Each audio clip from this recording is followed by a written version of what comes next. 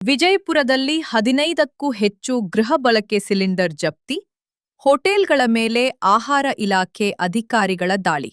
ವಿಜಯಪುರ: ಹೋಟೆಲ್ಗಳಲ್ಲಿ ಅನಧಿಕೃತವಾಗಿ ಗೃಹ ಬಳಕೆ ಸಿಲಿಂಡರ್ ಬಳಕೆಯಾಗುತ್ತಿರುವುದನ್ನು ಗಂಭೀರವಾಗಿ ಪರಿಗಣಿಸಿರುವ ಆಹಾರ, ನಾಗರಿಕ ಸರಬರಾಜು ಹಾಗೂ ಗ್ರಾಹಕ ವ್ಯವಹಾರಗಳ ಇಲಾಖೆ ಅಧಿಕಾರಿಗಳು ಮಂಗಳವಾರ ಹೋಟೆಲ್ಗಳ ಮೇಲೆ ದಾಳಿ ನಡೆಸಿ 15ಕ್ಕೂ ಅಧಿಕ ಗೃಹ ಬಳಕೆ ಸಿಲಿಂಡರ್ಗಳನ್ನು ಜಪ್ತಿ ಮಾಡಿದ್ದಾರೆ.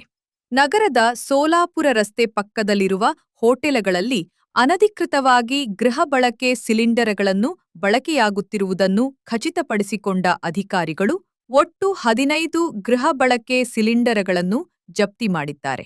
ಹೋಟೆಲ್ಗಳಲ್ಲಿ ಅನಧಿಕೃತವಾಗಿ ಗೃಹ ಬಳಕೆ ಮಾಡುವ ಹೋಟೆಲ್ ಮಾಲೀಕರಿಗೆ ಎಚ್ಚರಿಕೆ ನೀಡಿದರು. ಆಹಾರ, ನಾಗರಿಕ ಸರಬರಾಜು ಹಾಗೂ ಗ್ರಾಹಕರ ವ್ಯವಹಾರಗಳ ಇಲಾಖೆ ಉಪನಿರ್ದೇಶಕ ವಿನಯಕುಮಾರ ಪಾಟೀಲ ನೇತೃತ್ವದಲ್ಲಿ ನಡೆದ ದಾಳಿಯಲ್ಲಿ ಸಹಾಯಕ ನಿರ್ದೇಶಕ ಅಮರೇಶ ತಾಂಡೂರ ಹಾಗೂ ಆಹಾರ ನಿರೀಕ್ಷಕ ವಿಜಯಕುಮಾರ್ ಗುಮಶೆಟ್ಟಿ ಸೇರಿದಂತೆ ಸಿಬ್ಬಂದಿ ಪಾಲ್ಗೊಂಡಿದ್ದರು.